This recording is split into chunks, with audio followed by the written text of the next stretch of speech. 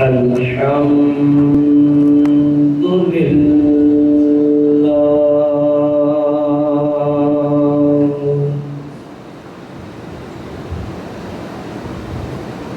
الحمد لله الكثير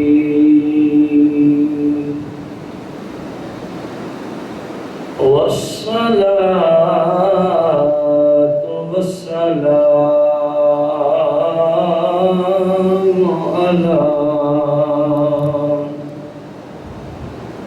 على السميع البصير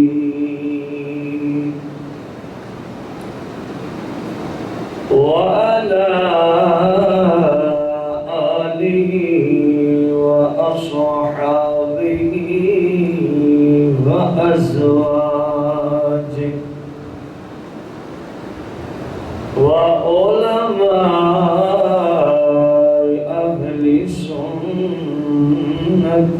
أجمعين. أما بعد فأعوذ بالله من الشيطان الرجيم. بسم الله الرحمن الرحيم. قال الله تبارك وتعالى في القرآن المجيد والفرقان الحميد. وأطيعوا الله والرسول لعلكم ترحمون. قال الله تبارك وتعالى في القرآن المجيد والفرقان الحميد. إن الله وملائكته يصلون على النبي يا أيها الذين آمنوا صلوا عليه وسلموا تسليما.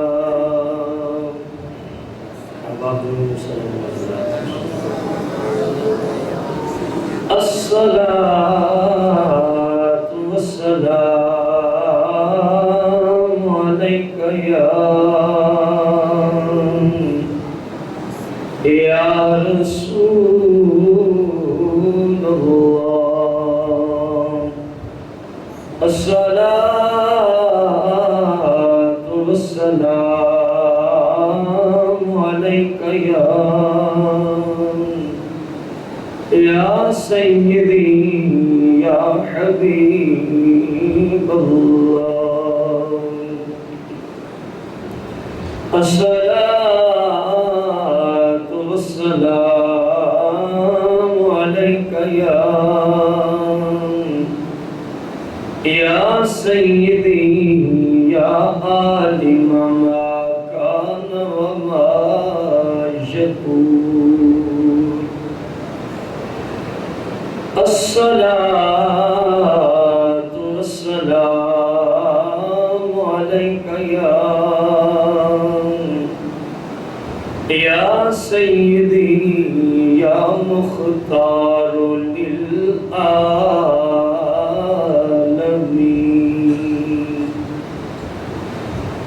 مولاي صل وسلم دائما أبدا على حبيبك خير الخلق كلهم.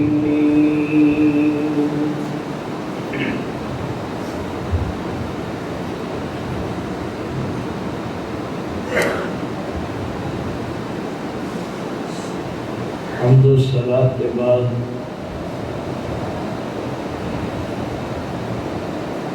1435 میں ہجری کے رمضان المبارک کا آج دوسرا جمعۃ المبارک ہے۔ ہمارے آج کے اس جمعۃ المبارک کے خطبے کا جو موضوع ہے الاصلاح لاخوان المسلمین فی ضوء القرآن، مسلم بھائیوں کی اصلاح قرآن کی روشنی میں۔ آج اس کی قسط نمبر 1 ہوگی انشاءاللہ الرحمن۔ اللہ تبارک و تعالی نے قرآن مجید فرقان حمید میں ارشاد فرمایا ہے، سورہ الذاریات آیت نمبر 56 کے اندر 27ویں پارے میں ہے یہ، وَمَا خَلَقْتُ الْجِنَّ وَالْإِنسَ إِلَّا لِيَعْبُدُونِ۔ ہم نے انسان اور جن ان دونوں کو صرف اپنی عبادت کی خاطر پیدا فرمایا۔ انسان کی تخلیق کا مقصد اور جن کی تخلیق کا مقصد قرآن مجید فرقان حمید نے اللہ تبارک و تعالی نے فرمایا کہ لِيَعْبُدُونِي، تاکہ یہ میری کیا کریں؟ عبادت کریں۔ اور یہ بات مسلمہ ہے قرآن و حدیث کی روشنی میں، مسلمانوں میں کامیاب فقط وہی ہے جو اللہ اور اس کے رسول عز و جل و صلی اللہ علیہ وسلم کے بتائے ہوئے طریقے کے مطابق زندگی بسر کرے۔ یہ قرآن و حدیث کا مسلمہ اصول ہے۔ بقیہ سب جھوٹ ہے، جو اس کے خلاف اصلاح چاہتے ہیں ان کی بات کریں، جو شریعت کو چھوڑ کے اصلاح کے راستے پہ چلنا چاہتے ہیں یہ سب جھوٹ بولتے ہیں، بکواس کرتے ہیں، من گھڑت کہانیاں لوگوں کو بتا کے گمراہ کرتے ہیں۔ مسلم کی اصلاح کے لیے ضروری ہے شریعت کی پابندی، شریعت کی، اس کے بغیر کوئی مسلمان بھی ہدایت کے راستے پہ کسی صورت میں نہیں چل سکتا۔ یہ اصول مسلمہ ہے، اور اس اصول سے کائنات کا کوئی فرد مستثنیٰ نہیں۔ لا علمی کی بنا پر بہت سارے لوگ غلط قسم کے پیر اور ان کی اولاد کو شریعت سے مستثنیٰ سمجھتے ہیں۔ اسلام میں اس بات کی کوئی گنجائش نہیں۔ پیر صاحب بیٹھے ہو نا، نماز کا ٹائم ہو جائے، اب لوگ جائیں گے نماز پڑھیں گے باجماعت، کیونکہ مندوب پر نماز باجماعت واجب ہے، جماعت واجب، نماز تو فرض ہے۔ اب پیر صاحب نہیں اٹھیں گے جبکہ شرعی مسافر بھی نہ ہوں، اور ہوں بھی تو بہتر یہی ہوتا ہے بندہ باجماعت نماز ادا کرے۔ اب گھر والے کیا کہیں گے؟ خیر ہے پیر صاحب، اس جملے کا پتہ کیا مطلب ہوتا ہے کہ پیر صاحب شاید شریعت کے اس مسئلے سے مستثنیٰ ہو گئے۔ اس لیے میں نے جملہ بولا، قرآن و حدیث کی روشنی میں شریعت سے کوئی شخص بھی مستثنیٰ، جو شریعت کا حکم نماز فرض ہے میرے لیے ہے، وہی کائنات کے تمام مسلمانوں کے لیے۔ اس بات سے کوئی مسلم مستثنیٰ نہیں، جبکہ یہ حکم جس کے لیے ہے اس مسلمان کی بات ہے۔ مثلا بالغ ہو، عاقل ہو، مجنون نہ ہو، پاگل نہ ہو، اور ہوش کی حالت میں ہو، اور ہوش کی، تو اب کائنات کے جتنے مسلمان ہیں یہ حکم سب کے لیے یکساں، خواہ وہ مفتی صاحب ہوں، خواہ وہ امام مسجد ہوں، خواہ وہ پیر صاحب ہوں یا پیر صاحب کی آگے ضروریت ہو۔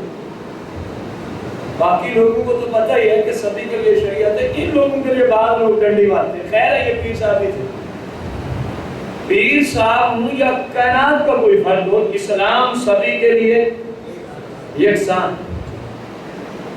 اب کسی گھر میں پیر صاحب آئے ہوئے،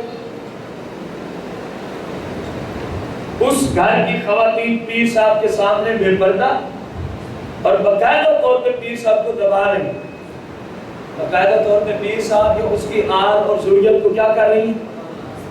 اب پتہ جملے کیا بولیں گے؟ خیر ہے پیر صاحب ہے، بھائی پیر کا کیا کام ہے؟ وہ آپ سے آ کے حرام اور کبیرہ گناہ کرے؟ پیر کی ضروریت اور اس کی نسل کا کیا کام ہے؟ آپ کی آ کے عزت کو لوٹے؟ اجنبی مرد کے جسم کو کسی کی بہن، بیوی یا بیٹی دبائے ہے، یہ اس کی عزت کو لوٹنا ہے کہ نہیں؟ بولو تو صحیح۔ عجیب عقل کے اندر ہیں، کہتے ہیں یہ پیر صاحب ہے۔ خیر، یہ پیر صاحب کی اولاد اور نسل ہے۔ خیر، اسلام ہر ایسے شخص پر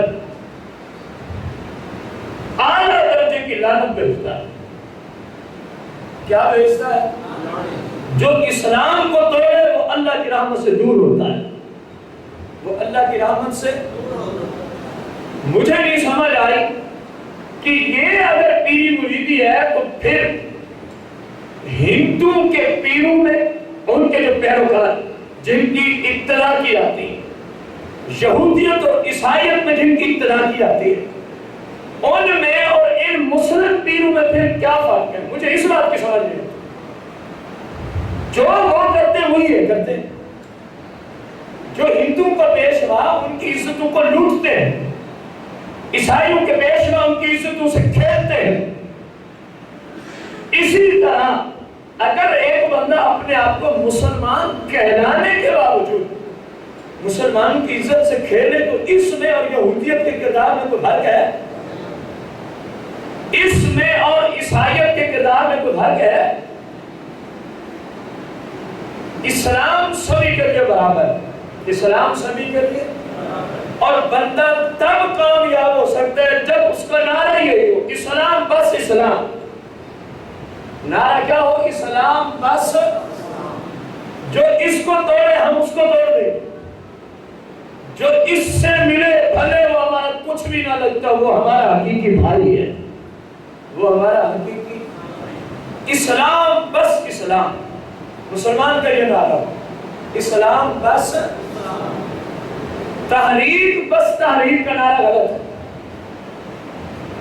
آج یہ بھی ایک نیا عذاب ہمارے ساتھ آ پڑا ہے۔ جس تحریک کے ساتھ کوئی وابستہ ہے، بھلے اس تحریک میں خلاف شرع کام ہو رہے، وہ کہتے ہیں بس یہ حرف آخر ہے۔ بھلے وہ تحریک کا سربراہ کسی عیسائی پادری کو سجدہ ہی کر رہا ہو، کسی عیسائی پادری کے پاؤں چوم رہا ہو، یہ کہتے ہیں یہ بالکل ٹھیک ہے۔ اسلام میں یہ بات ٹھیک نہیں۔ اسلام میں ہے اسلام بس اسلام، اسلام بس۔ وہ کوئی بھی ہو مسلم، اور اس کی زندگی اس چیز کا آئینہ ہو اسلام بس، وہ ہمارا بھائی، وہ ہمارا کیا لگتا ہے؟ خواہ وہ کائنات کے کسی گوشے میں بیٹھا، خواہ وہ مالکی ہو، حنبلی ہو، شافعی ہو، حنفی ہو، وہ ہمارا بھائی، وہ سنی بھائی۔ کون سا بھائی؟ تو اللہ پاک نے جب فرمایا وَمَا خَلَقْتُ الْجِنَّ وَالْإِنسَ إِلَّا لِيَعْبُدُونِ، ہم نے انسان اور جن کو فقط اپنی، یہ دیکھیں الانس آیا ہے، الف لام کے ساتھ انس کا جملہ استعمال ہوا ہے۔ تو کیا مطلب ہوا کہ جتنے بھی اللہ کو ماننے والے انسان ہیں، جس طرح الحمدللہ رب العالمین، حمد کا معنی تو تعریف ہوتا ہے، رب کا معنی رب پالنے والا، عالمین عالمین کو پالنے والا، تعریف عالمین کے پالنے والے کے لیے۔ حالانکہ قرآن میں آپ نے یہ ترجمہ دیکھا نہیں، کیونکہ یہ ترجمہ بنتا نہیں، کیونکہ میں نے سارے لفظوں کا کیا ہے، صرف الف لام کو بھی چھوڑ دیا ہے سمجھانے کے لیے۔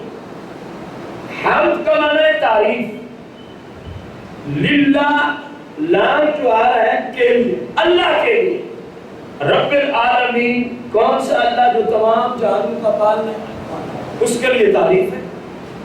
کیا قرآن میں یہی ترجمہ ہوتا ہے؟ نہیں، قرآن میں ہوتا ہے تمامی تعریفیں اللہ کے. کیا ترجمہ ہوتا ہے؟ یہ تمامی جو الحمد میں الف لام ہے اس کا معنی ہوتا ہے. الحمد میں الف لام ہے نا، اس کا معنی ہے تمامی حمد تعریفیں للہ اللہ کے لیے رب العالمین جو تمام جہانوں کا پالنے والا ہے. تو ادھر بھی وہی اسی جنس کا گرامر کی روشنی میں الف لام آیا کہ ہر وہ انسان جو اللہ کو وحدہ لا شریک مانتا ہے، جو اللہ کو وحدہ سرکار علیہ السلام کو آخری رسول اور نبی مانتا ہے، شریعت کو مانتا ہے، اسلام کا قائل ہے، الانس میں وہ داخل ہے. الانس میں وہ دیکھیں، اب قرآن کو اسلوب دیکھیں، پھر لوگوں کی جہالت دیکھیں. قرآن کہہ رہا ہے الانس، کائنات میں جتنے بھی مسلمان ہیں وہ سب کے سب اللہ کی عبادت کے لیے بنائے ہیں. وہ سب کے سب اللہ کی عبادت. اور لوگوں نے کہا نہیں یہ تو پیر صاحب ہے. میں پیچھے ایک تو مثالیں رہتا ہوں. لوگوں نے کہا نہیں یہ تو، جب کہا گیا یہ نماز نہیں پڑھتا، خیر ہے پیر صاحب. جب کہا گیا یہ عورتوں سے پردہ نہیں کرتا، خیر ہے پیر صاحب ہے. جب کہا گیا یہ اجنبی عورتوں سے اپنے جسم کو دبواتا ہے، کہا گیا خیر ہے یہ پیر صاحب ہے. میرے بھائی قرآن نے یہ نہیں کہا. قرآن نے کہا الانس، جو بھی انسان یعنی مسلمان ہے اللہ نے اس کو شریعت کا پابند بنایا. شریعت کا وہ پابند ہے. پابند شریعت کا کیا ہے؟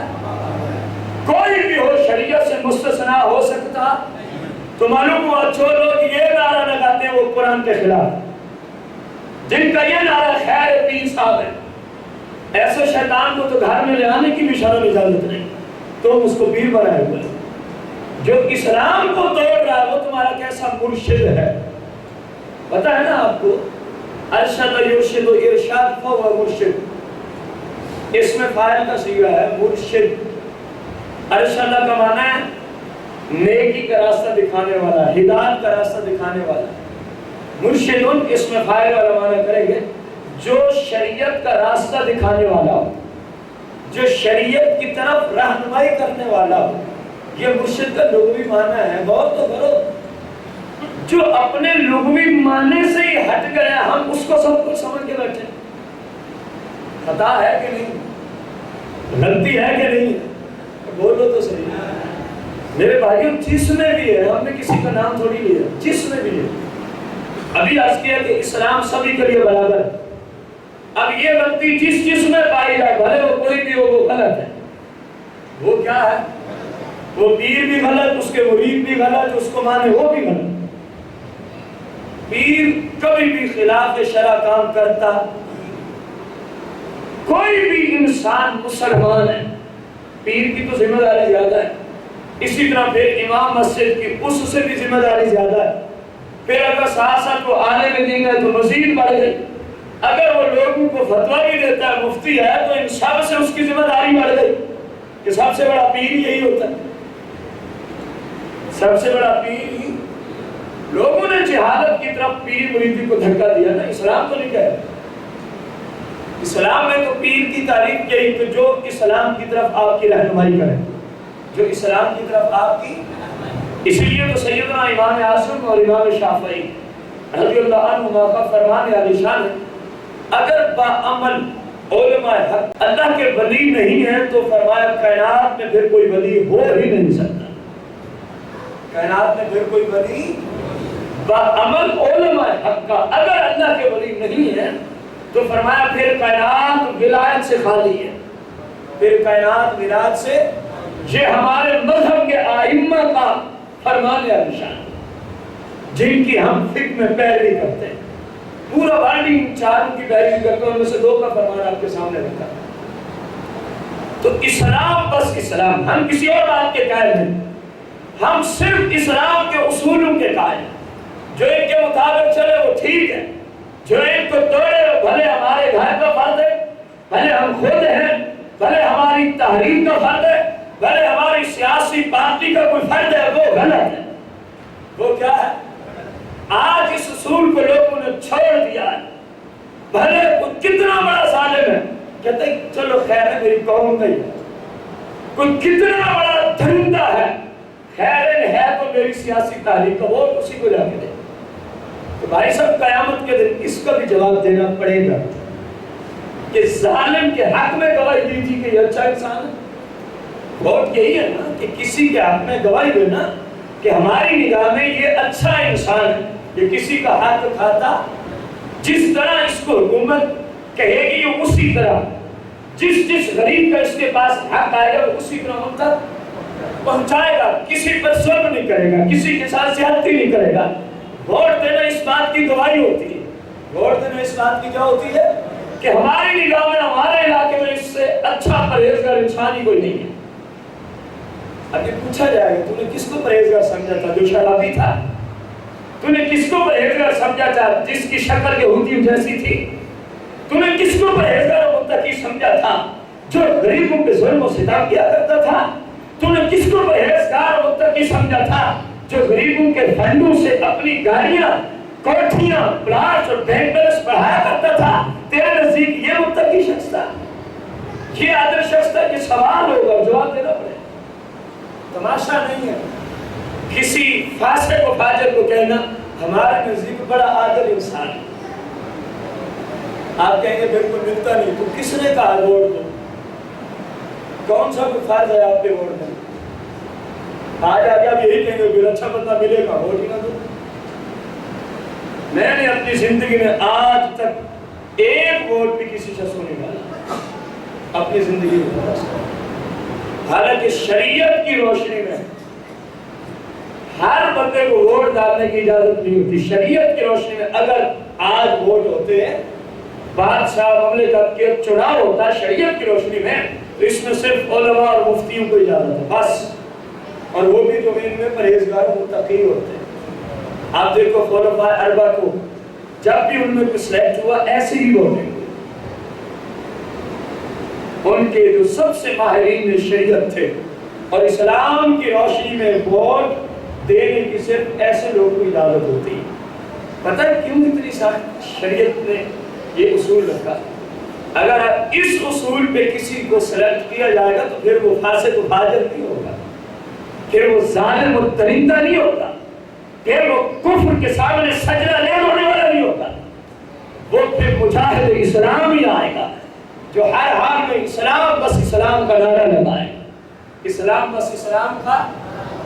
وہ پھر اس طرح کی بدماشیاں نہیں ہونے دینا جس طرح وقتاً فوقتاً ہو رہی ہے۔ حال ہی میں ایک بھائی نے مجھے کہا کہ سما کوئی نیوز چینل ہے میرے خیال میں ٹیلی ویژن میں سے، اس میں انہوں نے امیر معاویہ رضی اللہ تعالیٰ عنہ کی شان میں گستاخی کی ہے۔ حال ہی کی بات، ابھی ایک مہینہ جیوں کو نہیں گزرا، ایک صحابی اعلان کر کے انہوں نے گستاخی کی، مہینہ نہیں گزرا سما والے میدان میں آ گئے، امیر معاویہ رضی اللہ عنہ کی شان میں بھونکتے رہے، لعنت ہے ایسے چینل چلانے والوں پر اور ان بھونکنے والوں پر، وہ جو ان کے چینلوں کو دیکھ کے ایسی گستاخیوں سن کے ہاں میں ہاں ملائیں، سب پہ اللہ رسول کی لعنت ہے، کیونکہ ایک صحابی کی شان میں بھونکا جا رہا ہے اور بندہ کان لگا کے اس کو سن رہا ہے، یہ مسلمان ہے۔ اگر تمہارے دعوے ہیں کہ رافضی اسلام سے فارغ ہیں، پوچھا جائے کیوں؟ آپ کہتے ہو کیونکہ یہ صحابہ کے کیا ہے؟ گستاخ۔ ادھر انہی چینلوں کو دیکھتے ہو جن میں صحابہ کی شان میں پکا رہتا ہے، انہی چینلوں پہ اپنے پیسے برباد کرتے ہو جو سرکار علیہ السلام کے سچے عاشقوں اور غلاموں کی شان میں بھونک رہے ہیں۔ بھائی صاحب کوئی چینل بھی ہے، اسلامی چینل مستصرا ہے، انہوں نے جہاں بھی ان کا کوئی پنجہ اڑ جائے اسلام کے خلاف یہ موقع جانے نہیں دیتے۔ یہ آپ ذہن رکھیں، یہ سارے یہودیت کے پیروار، سارے عیسائیت کے پیسوں میں بنتے ہیں، یہ سب امریکہ کے گدر کے کیڑے اور امریکی گدروں کے کیڑے ہیں، ان سے یہ بغیرت گرانے لیتے ہیں اور اسلام کے خلاف پروگرام نشر کرتے ہیں۔ یہ آپ ذہن میں رکھیں، یہ اسلام کے دشمن ہیں، یہ اسلام کے کیا ہیں؟ یہ نام نہاد مسلمان ہے، حقیقت میں اسلام کے دشمن، حقیقت میں اسلام کے۔ میں آپ سے پوچھتا ہوں آپ یہاں بیٹھے ہو، حالانکہ اس مسجد کی آپ نے ایک انتظامیہ بنائی ہوئی ہے، کوئی بندہ اس سٹیج پہ بیٹھ کر اللہ نہ کرے کسی صحابی کی شان میں بکواس کرے، اگلی نماز آپ اس کو پڑھانے دیں؟ بولو تو صحیح۔ کیوں؟ کیونکہ آپ نے ابھی الحمدللہ غیرت اسلامیہ باقی ہے، غیرت اسلامیہ باقی ہے، حالانکہ آپ اتنا پاور نہیں رکھتے جتنی حکومت ان چینلوں کو بند کرنے میں رکھتی ہے، لیکن وجہ کیا ہے؟ آپ اس کو اپنی نماز تک مہلت نہیں دیتے، بھلے اس نے آپ کی 30 سال دین اسلام کی خدمت کی ہو، آپ کہیں گے نہیں، خدمت تو تب ہے جب بندہ ان کا غلام ہو، جب ان کے ہی خلاف بھونکے تو آپ وہ امامت کے قابل، تو آپ اس کو اتارنے کے لیے تیار، تو یہ چپ کیوں ہے؟ کبھی سوچا آپ نے؟ صرف غیرت اسلام میں مر چکی ہے، کفر کے سامنے سجدہ ریز ہے اور کافروں کو راضی کرنے پہ تلے ہوئے ہیں، بھلے قرآن چھوٹتا ہے چھوڑ دیں، حدیث سنتی ہے چھوڑ دیں، صرف امریکہ راضی ہونا چاہیے۔ کون راضی ہونا چاہیے؟ یہ ان حکمرانوں کا نام ہے، ورنہ یہ ساری گستاخیاں کیوں ہو رہی ہیں؟ ہمیں اس کا جواب دیا جائے۔ کم از کم نام کے مسلمان تو تم بھی ہو نا، پتہ تو تمہیں بھی ہے صحابہ کا گستاخ لعنتی ہے، جہنمی ہے، دوزخی ہے، احمد کا گستاخ لعنتی ہے، جہنمی ہے، دوزخی ہے، انبیاء کا گستاخ لعنتی ہے، جہنمی ہے، دوزخی ہے۔ یہ سارے کام چینلوں پہ ہو رہے کہ نہیں ہو رہے؟ چپ کیوں ہے؟ کیونکہ پیچھے کفر چل رہا ہے، پیچھے طاقتیں کفر کی انعام نہاد مسلمان حکمران کو چلا رہی، طاقتیں ساری کفر کی۔ تو اسلام بس اسلام، اسلام سے کوئی شخص بھی مستثنا۔ اللہ نے قرآن میں فرمایا کہ ہم نے جو بھی مسلمان اس کو خواہ وہ انسانوں سے تعلق رکھتا ہے یا جنوں کی جنس سے، لیعبدون، ہم نے اس کو کس لیے بنایا ہے؟ اپنے۔ ابھی آپ میں اللہ فرماتے ہیں سورہ ملک میں 29 پارہ آیت نمبر 2 میں، الذی خلق الموت والحیات لیبلوکم ایکم احسن عملا تبارک الذی بیدہ الملک۔ بڑی برکت والا ہے وہ ذات، وہ مقدس ہستی جس کے قبضہ قدرت میں سارے جہانوں کا کنٹرول، جس کے قبضہ قدرت میں سارے جہانوں کا، اور وہ ذات ہے اللہ کی، وہ ذات ہے خالق الموت والحیات، جس نے موت اور زندگی کو پیدا فرمایا۔ موت اور زندگی کو تمہیں دنیا میں بھیجا ہے، کیوں؟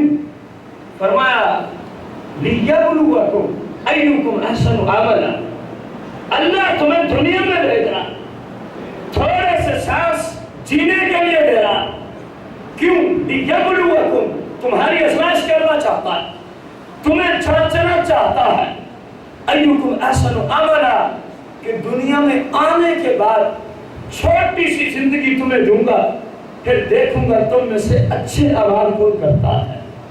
لیبلوکم ایکم احسن عملا، تم میں سے اچھے اعمال کون کرتا ہے۔ وہو العزیز الغفور، اور وہ غالب حکمت والا ہے، وہ غالب اور بخشنے والا بڑا مہربان ہے۔ یاد رہے کائنات میں ہم آئے اپنے رب کی عبادت کے لیے، اپنے رب کی، اور سارے کام بالتبع ہے۔ مقصود دنیا میں بھیجنے کا یہ ہے کہ بندہ اللہ کی عبادت کرے، اور جب تک شریعت کی پیروی نہ کی جائے عبادت مکمل ہو سکتی۔ اللہ جل شانہ 28ویں پارے سورہ الحشر آیت نمبر 7 میں فرماتا ہے وَمَا آتَاكُمُ الرَّسُولُ فَخُذُوهُ وَمَا نَهَاكُمْ عَنْهُ فَانْتَهُوا وَاتَّقُوا اللَّهَ إِنَّ اللَّهَ شَدِيدُ الْعِقَابِ۔ اب ذرا اپنی زندگی پہ غور کرنا اور رب کا یہ فرمان، کیونکہ میں نے ابتداء عرض کیا آج کا موضوع پہلی قسط ہے اس کی، الاصلاح الاخوان المسلمین فی ضوء القرآن، قرآن کی روشنی میں مسلمانوں کی اصلاح، قرآن کی روشنی میں مسلمانوں کی، اس کی آج پہلی قسط آپ سماعت فرما رہے ہیں۔ اب غور کریں، ہر بندہ اپنی زندگی کو دیکھے کس طرح میں گزار رہا ہوں، اور اللہ کا یہ فرمان تیسری آیت آج کے خطبہ میں بڑی آ رہی، فرمایا وَمَا آتَاكُمُ آتاکم الرسول، میرا رسول تمہیں جو بھی عطا کر دے، تمہیں جو بھی، فَخُذُوا، اس کو مضبوطی سے لے لو، اس پر عمل کرو، اس پر کیا کرو؟ میرے رسول نے جس جس کام کے کرنے کا تمہیں آرڈر کر دیا، اب تم پہ لازم ہے کہ میرے رسول کی پیروی کرو، میرے رسول کی کیا کرو؟ جس جس کام سے منع فرما دیا، تم پہ لازم ہے کہ ہر اس کام سے اپنے آپ کو دیکھو۔ اللہ فرماتا ہے وَمَا نَهَاكُمْ عَنْهُ، اور جس جس بات اور کام اور فعل سے میرا رسول تمہیں منع کر دے، فَانْتَهُ، اللہ نے فرمایا اس سے رک جاؤ، اس کام کو نہ کیا کرو، اور اگر یوں کر لیا تو ٹھیک ہے، جو رسول نے شریعت دی اس پہ عمل کیا، جن کاموں سے روکا اس سے رک گئے تو فرمایا ٹھیک ہے، اگر میرے رسول کی بات تم نے نہ مانی، فرمایا پھر سمجھ لو وَاتَّقُوا اللَّهَ إِنَّ اللَّهَ شَدِيدُ الْعِقَابِ، تو پھر ایسے لوگوں کے لیے جو رسول اللہ کے نافرمان، جو رسول اللہ کے کیا ہوں، اللہ کا عذاب بڑا سخت ہے، ایسے لوگوں کے لیے اللہ کا عذاب بڑا۔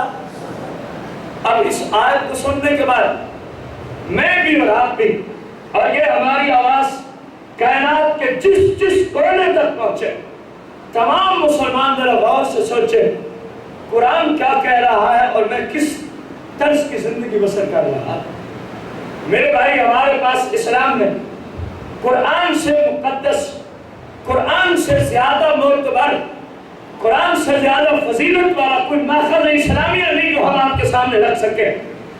آخری بات جس سے ہم آپ کو کوئی حوالہ پیش کر سکے وہ رب کا کلام قرآن مجید ہے، اور یہ آیت بھی قرآن شریف کی ہے۔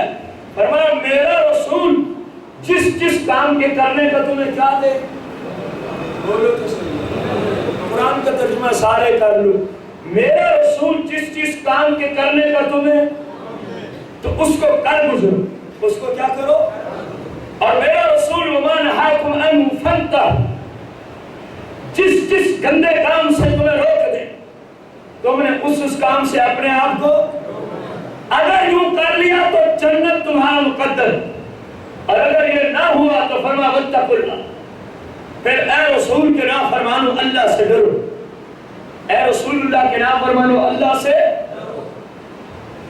اب یہاں پر مجھے بات یاد آئی جو شاید اگلی کسی قسط میں آ بھی جائے، قوم عاد برباد ہوئی، قوم ہود برباد ہوئی، قوم صالح برباد ہوئی، قوم لوط برباد ہوئی۔ میں آپ سے پوچھتا ہوں ان کی بربادی کا قرآن نے سبب کیا بیان کیا؟ کہ یہ اپنے رسول کے نافرمان ہو گئے تھے، یہ اپنے رسول کے کیا ہو گئے تھے؟ نافرمان۔ قرآن کیا ہے؟ اے لوگوں، انہوں نے اپنے رسول کی شریعت کو نہ مانا تو ہم نے ان کا یہ حشر کیا، اور ہمیں بار بار یہاں آ کے قرآن کہتا ہے تم بھی غور کرو، اگر رسول اللہ کے نافرمان ہوئے تو پھر حشر وہی ہوگا، بس تھوڑا سا فرق ہے۔ اس امت کو دنیا میں برباد نہیں کرے گا کیونکہ اس کے محبوب کا وجود مقدس موجود ہے۔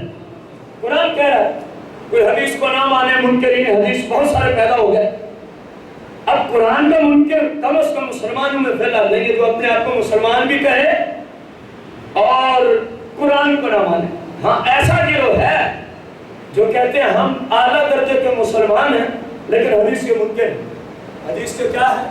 اسلام کی روشنی میں یہ مسلمان نہیں ہیں، یہ لوگ مسلمان سرکار علیہ السلام کی شریعت کی روشنی میں جو سرکار کی احادیث مبارکہ کا منکر ہے اس کا اسلام سے کوئی تعلق، یہ یاد رہے۔ اب غور کرنے والی بات ہے، قوم عاد کا ذکر آتا ہے قرآن میں، قوم ہود کا آتا ہے، قوم لوط کا آتا ہے، قوم شعیب صالح کا آتا ہے۔ جب جاتے ہیں کہ ان کو ہلاک کیوں کیا گیا تو جواب آتا ہے یہ اپنے رسول کے نافرمان ہو گئے، یہ اپنے رسول کے کیا ہو گئے۔ اور ادھر دیکھیں کائنات میں عذاب نہیں آتا من حیث الکل، ساری امت برباد ہو جائے کیونکہ سرکار کا وجود مقدس یہاں موجود، اس کی برکت روحانیت کی دنیا میں موجود۔ اللہ قرآن میں خود فرمایا وَمَا كَانَ اللَّهُ لِيُعَذِّبَهُمْ وَأَنْتَ فِيهِمْ، شیطان نہیں کہ آپ کی ساری امت کو دنیا میں ہلاک کر دے. کیوں؟ وَأَنْتَ فِيهِمْ، اے محبوب آپ جو موجود ہیں، اے محبوب ان میں آپ جو، آپ کے وجود مقدس کی جو برکت ہے کہ میں حیث الکل ساری قوم ہلاک نہیں کروں گا. ہاں ان کو سمجھانے کے لیے وقتاً فوقتاً عذاب بھیجتا رہوں گا جس کو ہم دیکھتے رہتے ہیں، سنتے رہتے ہیں. اب اللہ یہی فرما رہا ہے میرا رسول جس کے کرنے کا حکم دے اس کو کرو، اور جس کے کرنے سے منع کرے اس سے اپنے آپ کو. بس انہی دو باتوں پہ میرے جتنے بزرگ اور نوجوان بھائی اس وقت موجود ہیں مسجد میں غور کریں. کیا اس آیت پہ ہمارا عمل ہے؟ کہنے کی حاجت نہیں ہے، اپنے آپ تک اپنے آپ کو صرف سمجھائیں. کیونکہ بندہ اس وقت ہدایت کے راستے پہ آتا ہے جب اپنے آپ کو اس کو ٹھیس پہنچتی ہے. اپنے آپ کو سمجھائیں، پوچھیں اپنے اس نفس سے، نفس امارہ سے جو 24 گھنٹے اللہ رسول کی نافرمانی والے کام کا حکم دیتا ہے، اس سے پوچھیں قرآن کیا کہہ رہا ہے، کیا میں اس کے مطابق ہوں؟ اگر ہوں تو مبارکباد کا مستحق. وہ نفس امارہ نہیں، وہ نفس مطمئنہ ہے. اگر اس آیت کا مصداق نہیں بنتا تو مقدس مہینہ ہے، اللہ کی رحمت دن رات چھما چھم برس رہی ہے. پھر بندے کو چاہیے کہ اپنے رب کی بارگاہ میں جھک جائے. بس جو ہو گیا یا اللہ مجھے معاف کر دے، میں توبہ کرتا ہوں. وہ بڑا غفور رہی. ہم جتنا بھی عقلیں دورائیں کہ وہ اتنا بڑا غفور رحیم ہوگا، اللہ اس سے بھی بڑا غفور رحیم. کیونکہ ہماری عقلیں اتنا کام کرتی جتنا بڑا وہ غفور رحیم ہے ان مسلمانوں کے لیے جو گناہوں سے توبہ کر لیتے ہیں. جو گناہوں سے کیا کرتے ہیں؟ توبہ کرتے ہیں. وہ اتنا بڑا غفور رحیم. اپنے آپ سے اگر کوئی ابھی پوچھنے میں کامیاب نہیں ہوا تو کم از کم جب نماز تراویح سے آپ فارغ ہوں تھوڑی دیر کے لیے 5-10 منٹ کے لیے الگ تھلگ رات کو بیٹھ کر یا صبح جب آپ تہجد پڑھنے کے لیے اٹھے سحری کے وقت 5-10 منٹ کے لیے الگ تھلگ بیٹھ کے اپنے آپ سے سوال ضرور کرنا کہ میں نے جو کل قرآن سنا تھا کیا تو اس کے مطابق ہے؟ اگر ہے تو ٹھیک ہے، اگر نہیں ہے تو اسی وقت سجدے میں چلے جانا اور عرض کرنا مولا میں بھولا رہا، میں تیری بارگاہ میں توبہ کرتا ہوں، مجھے معاف فرما دے. آئندہ اس قرآن کے آیت پہ عمل شروع کرتے ہیں. پھر دیکھیں دین و دنیا میں بھی رب کی رحمتیں، قبر و آخرت میں بھی رب کی رحمتیں آپ کا ساتھ دیتی رہیں گی. یہ مسلمہ اصول ہے. کامیاب تب ہوں گے جب اسلام بس اسلام، اسلام بس، اس کے بغیر گزارا نہیں، اس کے بغیر کسی کا گزارا. پھر اس کو یہ بھی سمجھانا یہ نفس امارہ ہے جو غلط کاموں کا کہتا ہے کہ دیکھ اگر اس آیت کے پہلے حصے پہ میرا عمل نہ ہوا، اپنے آپ کو سمجھانا. تو پھر اللہ نے یہ بھی فرمایا ہے وَاتَّقُوا اللَّهَ إِنَّ اللَّهَ شَدِيدُ الْعِقَابِ. بھلے آپ گھر میں قرآن کو کھول لیجئے گا، 28واں کو کھول لیجئے گا، 28واں پارہ ہے، سورت کا نام سورت الحشر ہے، آیت کا نمبر 7 ہے. اس کو سامنے رکھ لینا. پھر اس کا فیضان ہی کچھ اور ہوگا، اس کے اثرات ہی کچھ اور مرتب ہوں گے. جب قرآن کو سامنے رکھ کے کوئی اپنی صلاح چاہے تو قرآن کے ہی اصول ہیں، اللہ اس کو ہدایت عطا ہی فرما دیتا ہے. شرط یہ ہے بندہ اس طرف آئے تو صحیح، بندہ اس طرف آئے تو صحیح. ایک بندہ آتا ہی نہیں. میں اس کی سادہ مثال دوں. ایک بندے کو بھوک لگی ہوئی ہے، 15-15.5 گھنٹے کو اس نے روزہ رکھا. مغرب کی نماز کے بعد گھر گیا، گھر والوں نے سامنے کھانا رکھ دیا. اب کہنے یہ میں نے نہیں کھانا، یہ خود بخود چل کے منہ میں آئے گا. اس کی بھوک مر سکتی ہے؟ بھائی ہر کام کا کوئی طریقہ ہوتا ہے، ہر کام کا کوئی اصول ہوتا ہے. اب وہ اس کی طرف ہاتھ بڑھائے گا، اس کو منہ میں ڈالے گا تو بھوک مرے گی. اسی طرح قرآن میں آیا کہ تم اگر میرے راستے کی طرف چلنا چاہو، آنا چاہو، ایک دفعہ تم آؤ، ہم تمہیں ہدایت پہ چلا دیں گے. ہم تمہیں ہدایت پہ، بندہ کم از کم اس طرف آئے تو صحیح. ادھر نماز نہ پڑھے کہ میں ہدایت پہ چلنا چاہتا ہوں، بے وقوفی ہے. وہی بات، کھانا سامنے پڑا ہے، کھاتا نہیں کہ میری بھوک ہی نہیں مرتی. یہ میرے من وہی بات. رسول اللہ کی شریعت کے خلاف چلے کہ میں ہدایت پہ چلنا چاہتا ہوں. یہ ایسے ہی ہے جس سے صرف کھانے کی مثال آپ کے سامنے رکھی، کھانا تو موجود ہے لیکن کچھ کرے گا تو اندر جائے۔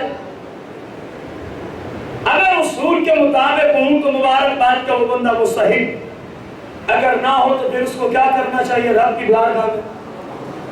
بولو تو صحیح۔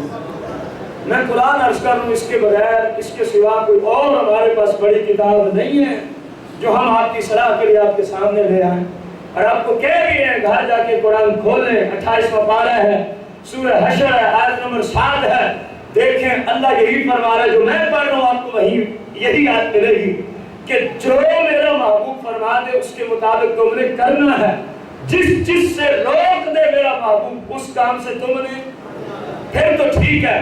اگر فرمایا یوں نہیں کرو گے وَاتَّقُوا اللَّهَ إِنَّ اللَّهَ شَدِيدُ الْعِقَابِ، پھر یاد رکھو کہ اللہ کا عذاب بڑا سخت ہے، اللہ کا عذاب بڑا۔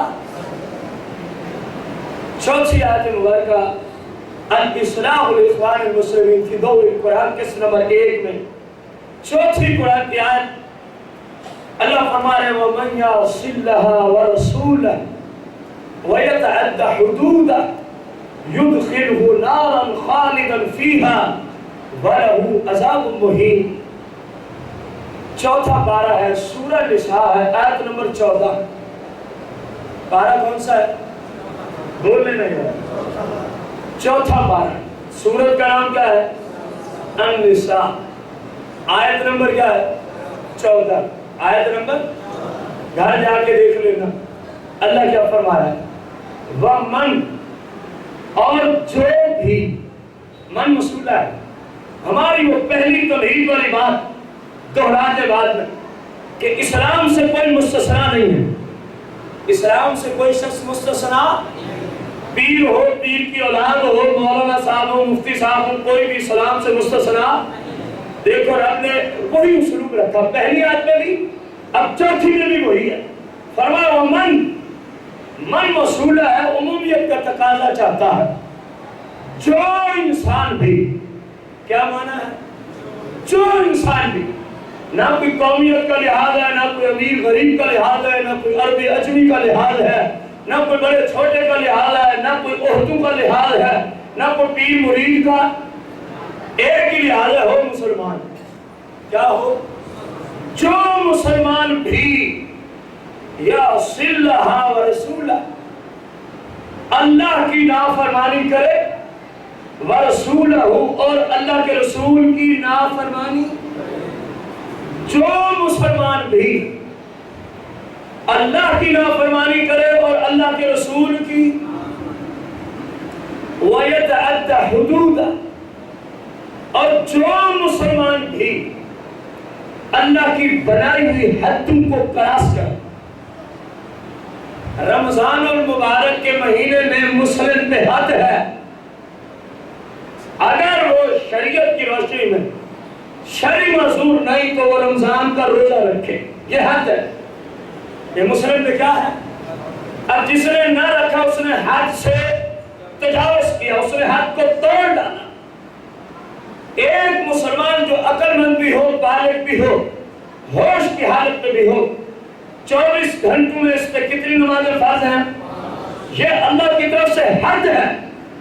اب جو 5 نہیں پڑھے گا اس نے حد کو توڑ ڈالا۔ آپ کو سمجھ آ گیا حد کا کیا معنی؟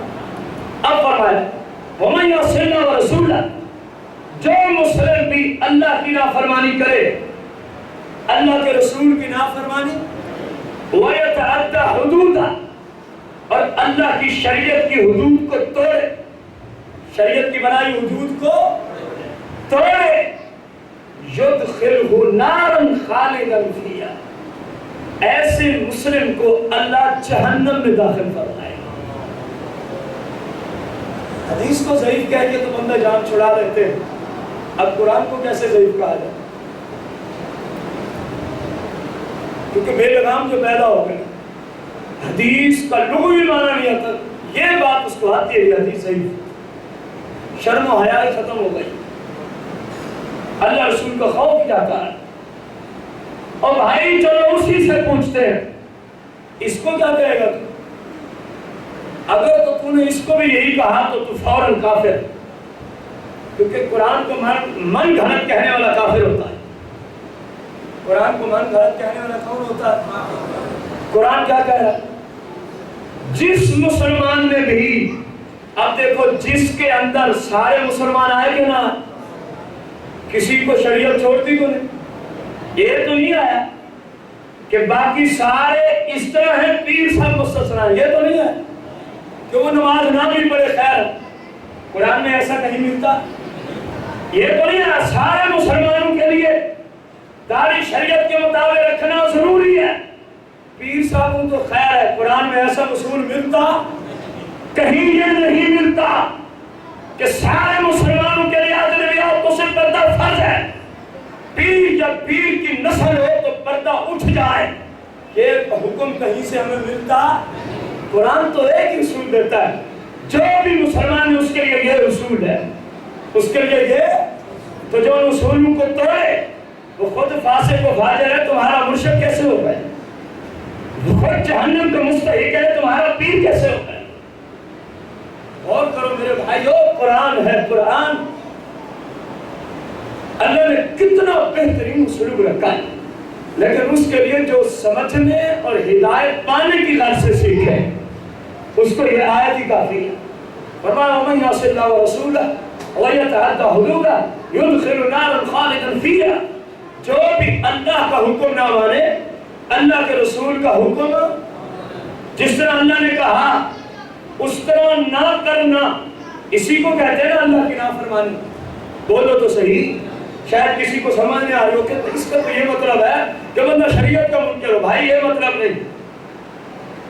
اللہ نے فرمایا نماز پڑھو، جس نے نہ پڑھی اس نے رب کی نافرمانی کی کہ نہ کی؟ اللہ نے فرمایا والدین کا ادب و احترام، جس نے والدین کی گستاخی کی اس نے اللہ کی کیا کی؟ نافرمانی۔ اللہ نے فرمایا صاحب نصاب پہ زکوٰۃ فرض ہے، جو زکوٰۃ نہ دے اللہ کی نافرمانی کی کہ نہ کی؟ اللہ نے فرمایا مسلمان پہ روزہ فرض ہے، جو روزہ نہ رکھے اس نے اللہ کی نافرمانی کی کہ نہ کی؟ اب آپ کو سمجھ آ رہی ہو، جو بھی اللہ اور اس کے رسول کی نافرمانی کرے اور جو اللہ نے شریعت میں حدیں بنا دی ہیں کہ یہ یوں ہوگا، یہ کام اس طرح ہوگا، اس کی یہ حد ہے، اس کی یہ حد ہے، اور جو ان کو توڑ ڈالے فرمایا یدخلہ نارا خالدا، مدتوں اللہ اس کو دوزخ میں داخل کر دے گا، مدتوں بڑا ہے، اس مدت کا اندازہ نہیں لگا سکتا، کئی خربوں سال، کئی خربوں سال، اور پھر وَلَهُ عَذَابٌ مُهِينٌ، صرف دوزخ میں نہیں ڈالوں گا، فرمایا اس کو ذلت کا عذاب بھی دوں گا، وَلَهُ عَذَابٌ مُهِينٌ، اور اس بندے کو جس نے دنیا میں میری اور میرے رسول کی کیا کی، اس کو کیسا عذاب دوں گا؟ ذلت، وَلَهُ عَذَابٌ مُهِينٌ۔ میں کسی مفسر کا قول آپ کے سامنے نہیں رکھ رہا، ورنہ تو شاید ایک آیت ہی ختم نہ ہوتی آج کے جمعہ میں، صرف قرآن عربی میں پڑھ کے اس کا سادہ سا ترجمہ آپ کے سامنے رکھتے جا رہا ہوں، گویا اگر آپ عربی سمجھتے ہوتے تو مجھے اس کی حاجت نہ ہوتی، مینوان جو اللہ نے کلام بھیجا وہی آپ کو آپ کی زبان میں ترجمہ کر پیش کر رہا ہوں، کسی مفسر کی آراء نہیں پیش کر رہا۔ کتنی بڑی بات ہے اس چوتھی آیت میں، مسلمانوں سوچو، آج کوئی کسی کی وجہ سے مجبور ہے گناہ کرنے، کوئی کسی کی وجہ سے گناہ کرنے پہ مجبور ہے، اپنے آپ سے پوچھ تو صحیح، جب محشر کے دن تو کھڑا ہوگا قیامت کے دن اور یہ قرآن کی آیتیں تجھ سے تقاضا کریں گا، اللہ پوچھے گا کیا تیرے پاس ہدایت نہیں آئی تھی؟ یہ ساری باتیں قرآن میں آئی ہوئی، کیا تیرے پاس ہماری شریعت نہ آئی تھی؟ کیا تجھے سمجھانے والے نہیں پیدا کیے تھے ہم نے؟ تو بندہ اس وقت کیا جواب دے؟ اپنے آپ سے آج ہی پوچھے بندہ، آج، کل جو روتا رہے مرتا رہے کچھ نہیں بنے گا، آج پوچھ لے اور توبہ کر لے، رب کی بارگاہ میں جھک جائے تو سابقہ بھلے جو 20 لاکھ سال کے گناہ ہوں، توبہ کرنا اس مسلم کا کام ہے، میرے رب کی رحمت اتنی ہے سارے گناہ کو معاف فرما کے رکھتا ہے۔ اور تو کس راستے پہ چلیں؟ اسلام ہمیں کیا دے رہا ہے اور ہم کس طرف بھٹک رہے ہیں، کس طرف جا رہے ہیں؟ اللہ تبارک و تعالیٰ نے کیسے پیارے پیارے قرآن میں اسلوب رکھے، لیکن اس کے لیے جو ہدایت کی طرف آنا چاہے، جو مذاق سمجھ کے سنے تو اس کو کیا ہدایت پہنچے؟ مذاق کے طور پہ تو اسی قرآن کو صاحب قرآن کی زبان سے کافر بھی سنتے تھے، فائدہ نہیں پہنچا ان کو۔ کیوں؟ ان کی نیت ہی مذاق کی ہوتی تھی، ان کی نیت ہی بدمعاشی والی ہوتی تھی۔ اگر ہدایت کی نیت سے کوئی آیا، پہلے بت پرست تھا، سرکار کے قدموں میں چھوڑ گیا، اللہ کو وحدہ لا شریک مان پایا۔ قرآن تو اتنی بڑی مقدس کتاب ہے، ہدایت کی نیت سے بندہ اس کی طرف جھکے، قرآن اس کے سامنے ہدایت کے راستے کھول کے رکھ دیتا ہے۔ قرآن بندے کے سامنے ہدایت کے راستے کھول کے رکھ دیتا ہے۔ آج کے درس کی الاصلاح الاخوان المسلمین فی دور قرآن کے موضوع کی پہلی قسط کی آخری آیت مبارکہ، مسلمان بھائیوں کی اصلاح قرآن کی روشنی میں، یہ آج کے موضوع کا نام رکھا ہم نے۔ اس کی پہلی قسط کی آخری آیت، اس کو بھی بڑی توجہ سے سننے کی حاجت ہے۔ پارہ 3، پارے کا نمبر کیا ہے؟ سورت کا نام آل عمران، سورت کا نام کیا ہے؟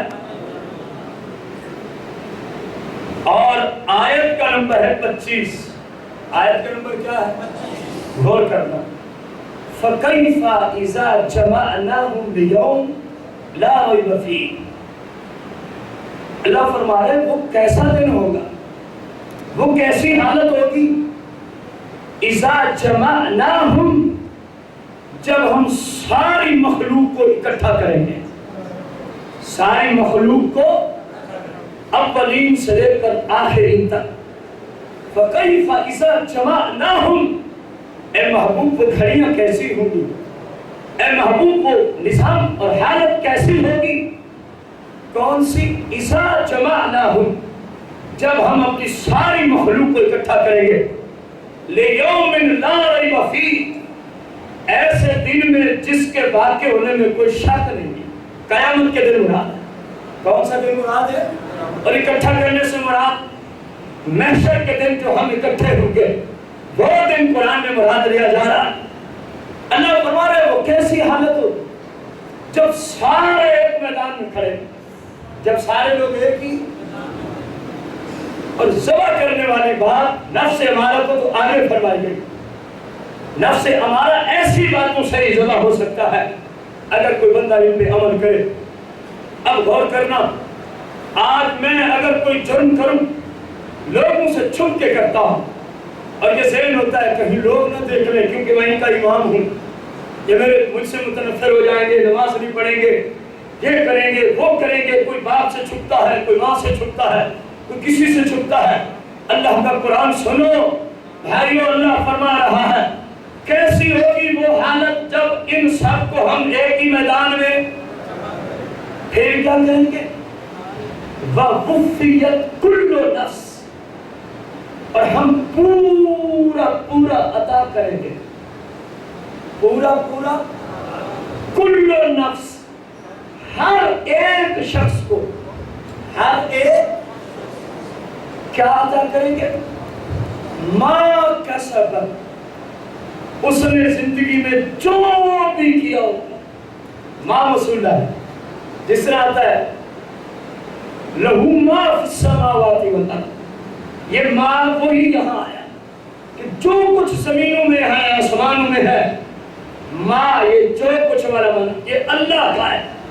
اسی طرح یہاں آیا وَوُفِّيَتْ كُلُّ نَفْسٍ، ہر ایک مسلمان کو، ہر ایک جان کو، ہر ایک انسان کو، ہر ایک نفس کو ہم پورا پورا دیں گے۔ کیا فرمایا؟ ما کسبت، وہ جو کچھ بھی کر کے لایا ہوگا اس کے مطابق پورا پورا دیں گے۔ اب کیا بچا ہے پیچھے؟ ماں سے چھپ گئے، اللہ سے تو نہیں چھپ گئے، باپ سے چھپ گئے، اللہ سے تو نہیں چھپ سکتے، استاد سے چھپ گئے، اللہ سے تو نہیں چھپ سکتے، امام صاحب مقتدیوں سے چھپ گئے، اللہ سے تو نہیں چھپ سکتے۔ قرآن کیا کہہ رہا ہے؟ ماں کا سبب، بھائی تیرے ایک ایک سیکنڈ، تیرے ایک ایک لمحے پر پہرا لگا دیا گیا ہے، پہرا۔ کرام کاتبین بیٹھے ہوئے ہیں کہ ہر ہر لمحے کو لکھا جا رہا ہے، गुनाह किया, खत्म हो गई लज्जत, लेकिन जो लिखा गया वो बाकी है, वो नहीं खत्म होता जब तक उसूल ना बनाया जाए। तौबा वाले गौर करो, अल्लाह फरमाए माँ का सबर, इसने जो भी आला अदना अच्छा बुरा किया होगा हम उसका पूरा पूरा हिसाब इसको देंगे। अच्छा किया होगा तो नेकियां देंगे, बुरा किया होगा तो इसके बरअक्स उसके साथ मामला होगा। और फरमाया वहुम ला युज़लमून, उस दिन किसी के साथ ज्यादती नहीं की जाएगी, क्योंकि अल्लाह किसी के साथ ज्यादती फरमाता इन्नल्लाह ला यज़लिमुन नास वलकिन्नन नास अनफुसहुम यज़लिमून। इन्नल्लाह ला यज़लिमुन नास शै'a वलकिन्नन नास अनफुसहुम यज़लिमून। अल्लाह ने दूसरी जगह फरमाया अल्लाह किसी के साथ ज्यादती नहीं करता, धागे बराबर भी। हाँ, वलकिन्नन नास अनफुसहुम यज़लिमून, ये इंसान है कि अपनी जानों पे मेरी नाफरमानी करके जुल्म करते हैं। वलकिन्नन नास, लेकिन ये लोग हैं अनफुसहुम यज़लिमून, ये अपनी जानों पे जुल्म करते हैं अल्लाह की नाफरमानियां करके। अल्लाह ने फरमाया वहुम ला युज़लमून, उस दिन किसी के साथ ज्यादती। अब हर बंदा सोचे जाते हैं कि जो मैंने आज कुरान को सुना है इसमें तब्दीली ना मुमकिन, कुरान में तब्दीली ना, जो तब्दीली चाहे उसका इस्लाम कुफ्र में तब्दील हो जाए, जो कहना इस आयत को मैं तब्दील करूं उसका इस्लाम कुफ्र में तब्दील हो जाए। कुरान कभी तब्दील होता? अब जब आपने कुरान से सुना, जो कुछ आज सुना, सिर्फ आपने आज के दर्स में 5 कुरान की आयत बात सुनी, वो भी तर्जुमे तक तफसीर की तरफ नहीं गए। इन 5 आयत बात को घर जाके अपने आप से अलग बैठ के पूछना तो सही कि मुझे कुरान कुछ कह रहा है, मैं कुछ कर रहा हूँ। मुमकिन है यही कुरान की आयत सोचने की बरकत से अल्लाह हिदायत के रास्ते में चला दे। हमारी दुआ है अल्लाह ताला तमाम उम्मत मुस्लिमा को सिरात मुस्तकीम पे चलने की तौफीक अज़ीम अता फरमाए। इंशाअल्लाह रहमान नमाज के बाद इंशाअल्लाह इसी मौजू की मुसलमान भाइयों की इस्लाह कुरान की रोशनी में किस्त नंबर 2 अगले जुम्मतुल मुबारक को इंशाअल्लाह करेंगे। तकरीबन 1:45 बजे खुतबा शुरू होता है। आप वक्त पे तशरीफ लाएं और ज़्यादा से ज़्यादा कुरान सुन्नत को सीखें।